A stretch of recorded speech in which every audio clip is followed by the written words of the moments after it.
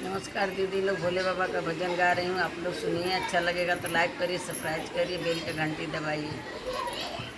भोला सुतल बाड़ नींद में जगाई कैसे, भोला सुतल बाड़ नींद में जगाई कैसे, भोला सुतल बाड़ नींद में तुहरे लिए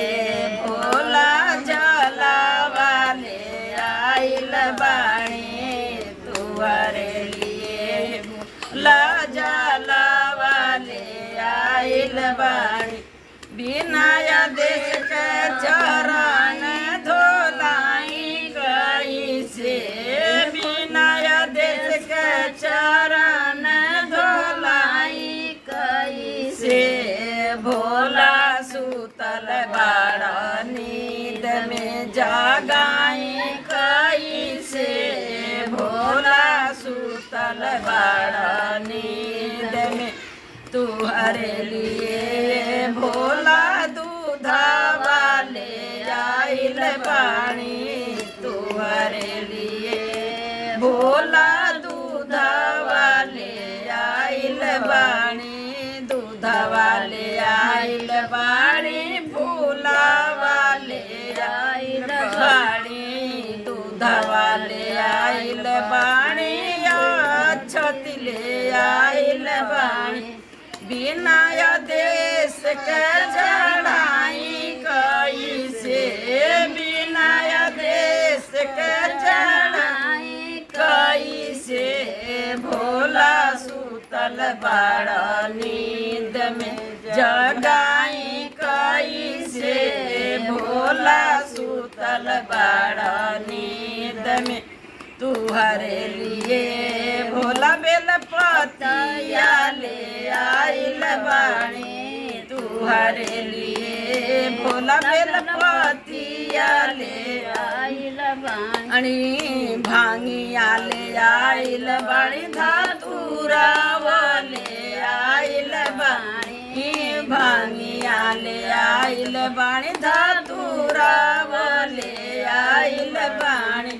बिना देश के चढ़ाई कैसे, भोला सुतल बाड़ नींद में जगाई कैसे, जगाई कैसे,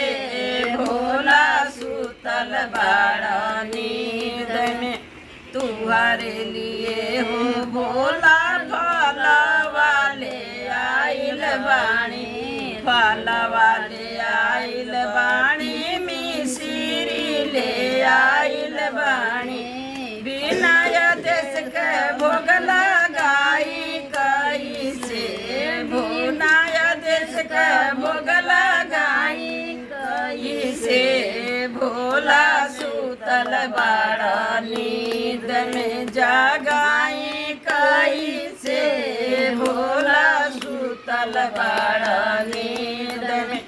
तुहरे लिए भोला सखिया बोलवले बाणी,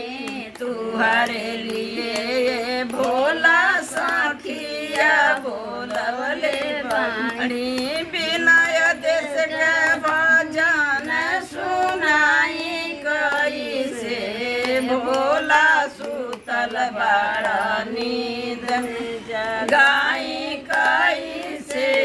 भोला सुतल बाड़ नींद में जगाई कैसे, भोला सुतल बाड़ नींद में तुहरे लिए भोला घिउआ ले आइल बाणी, घिउआ ले आइल बाणी, दिया ना जरवले बाणी। बिना देश के आरती उतारी कैसे, बिना देश के आरती उतारी कैसे,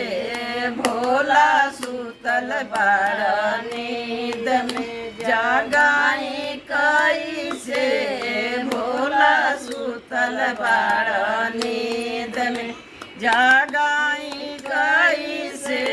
भोला सुतल बाड़ा